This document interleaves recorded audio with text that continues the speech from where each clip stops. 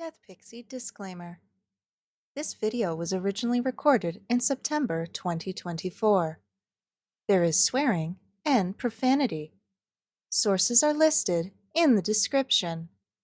This video is not monetized. Any ads you see provide revenue to the hosting site, not the creators. If you made it this far, geez, you have a lot of patience. Deathpixie dancing on the lip of madness! Welcome to Shitty PowerPoint Theater. Dignity not included.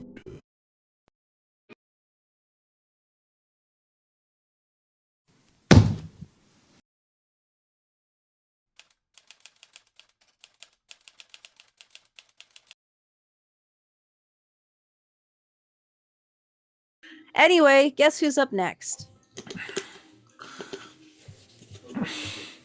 It's Joe Clark. Cotton Eye Joe! Yeah. He is often recognized as the last of the progressive conservatives by a lot of, political insiders and analysts and stuff like that, and even just general public. Including, but not limited to, Pierre Elliot Trudeau. That's true. That is indeed true. So, Progressive Conservative Party member, his term was incredibly short. He is still alive. His wife is Maureen McTeer, and they have one child, Catherine Clark, who I do believe is in politics still.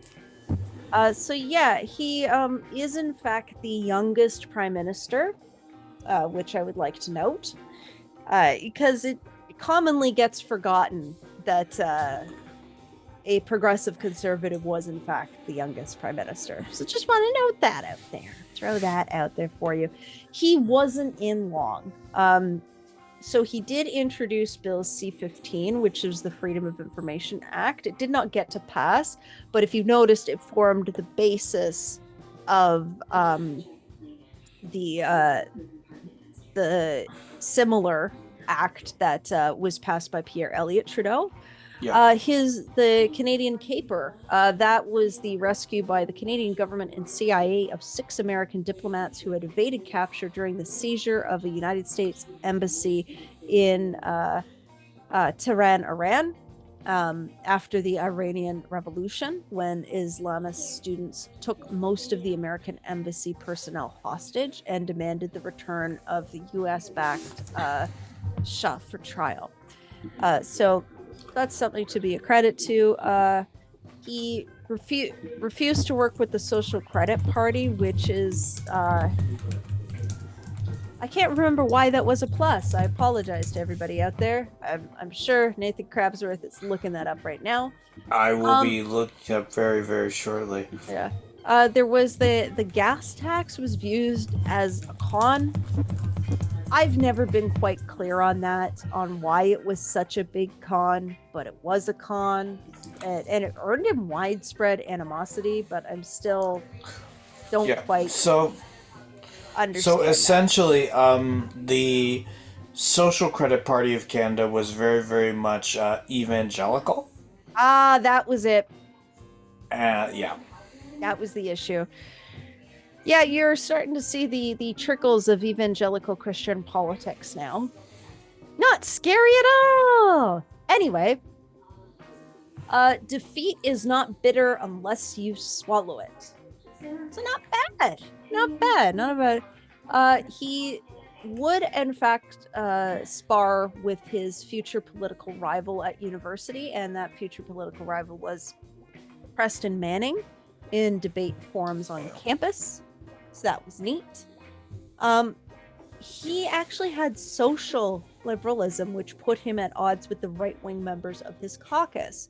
So suddenly the progressive conservative becomes a problem.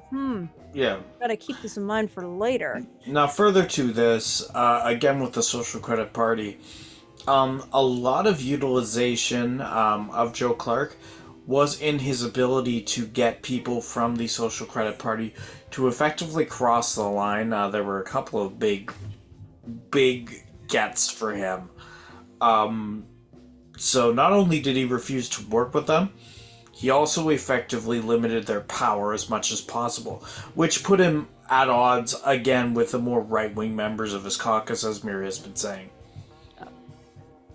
Interesting fact, his wife, Maureen McTeer, was controversially, for the time, you have to remember the time period, kept her maiden name. Catherine Clark, oh, I'm sorry, she's Catherine Clark, not in politics, in broadcasting. I apologize. We're going to get into like a lot of kids of former prime ministers, and it's wires get crossed in my brain, man. Yeah. Wires get crossed in my brain. As much as I disagree with like some of the things, I will admit this was funny. Cartoonist Annie Donato typically drew Clark with mittens on strings hanging from his suit sleeves. Yep. And I can't help but find it funny, and I'm sorry that I do.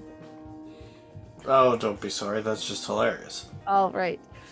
He actually benefited when live television came to the House of Commons in 1977, which is pretty cool. I mentioned what Trudeau said about Clark in his memoirs and what he said to his friends. Interesting to note, he was in fact attacked one time. He was walking down the street in Montreal in mid-November 2007. 2007.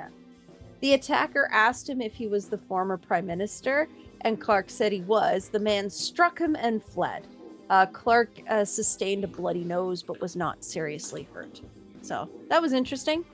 Anyway, would you like to hear a couple of his quotes? Why not? Discipline is not the enemy of enthusiasm. A recession is when your neighbor loses his job. A depression is when you lose your job. Recovery is when Pierre Trudeau loses his job. And I'm like, well, now I know why Trudeau respected you. You could take it and dish it. He actually became very into accessibility later on. So he said, the issue in web accessibility is the fact that blind and visually impaired people need the single biggest boost to achieve equivalence, since the real world web is a visual medium. Yep. Success is not measured by the number of accolades we receive, but by the positive impact we have on others. Now then. So there was an interruption to Clark when he was speaking in Parliament, which was Pierre Trudeau announced his resignation as Liberal leader. So what happened was everything got kind of closed down and then reopened. So he began by saying, Mr. Speaker, as I was saying on November 27th, 1979, before I was so rudely interrupted, which I just thought was fun. Yeah, I just thought it was a funny thing to do. Anyway, his CV. University of Alberta, he had a Bachelor of History and a Master's in Political Science. On staff with the paper The Gateway, he was a member of the University of Alberta Debate Society. He spent time in France to improve his French. He was the Gateway editor-in-chief. Went to Dalhousie Law School. He was in the Dalhousie Student Union and the Progressive Conservative Politics and Dalhousie Gazette. The University of British Columbia Faculty of Law in Vancouver. He left within the first year. Worked full-time for the Progressive Conservatives. Got into the House of Commons. He became PC leader, was the youngest Tory leader at the age of 36, and then became the youngest leader of a major federal party in the history of Canadian politics as well at that time. Opposition leader, he became prime minister. There was a no confidence vote on the first budget, and that is what triggered the election so soon. He was foreign minister.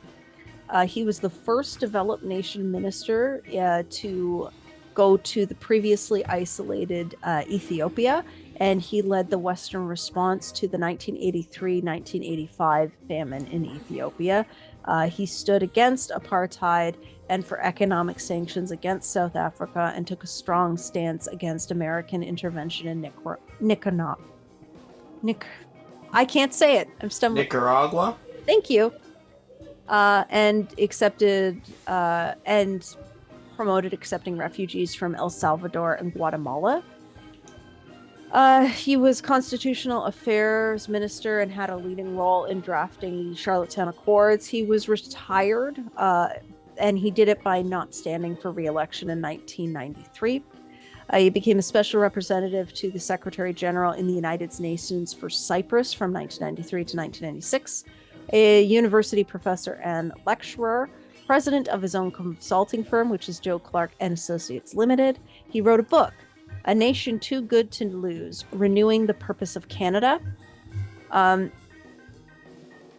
In 2004-2005, progressive conservatives merged with the more right-wing Canadian Alliance, and that formed the modern-day Conservative Party of Canada in 2003. So after that, Clark sat as an independent progressive conservative and in fact criticized that merger. He described it as an alliance takeover, believing that the new party was drifting towards social conservatism, which was true. He was a public policy scholar at the Woodrow Wilson International Center for Scholars, distinguished statesman in residence for several other schools, writes op-ed pieces, professor of practice for public-private sector partnerships at the McGill Institute, serves with the Jimmy Carter Center, vice chairman and member of the Global Leadership Foundation, a member of the Washington, D.C. based think tank Inter-American Dialogue, International Advisory Board governors of the Center for International Governance Innovation, wrote a book, How We Lead Canada in a Century of Change. In March 2020, Prime Minister Justintrudeau appointed Clark as a special envoy for Canada's bid for a UN Security Council seat. So that is Joe Clark. Have any final thoughts on him? So I want to see, had he have taken the Social Credit Party's offer, how would he have survived that no confidence vote? Would he have been able to handle the religious right better than Mulroney or, heck, Stephen Harper for that matter? Well, Stephen Harper was the religious rights poster boy, so... Yeah. But would that have been the case had he caved to that pressure? You don't know. And it's one of those great what-ifs, and it's very interesting to me, at the very least, as to how much respect Pierre Trudeau had for the young conservative upstart. Yeah. So it's a big what if. We'll never know.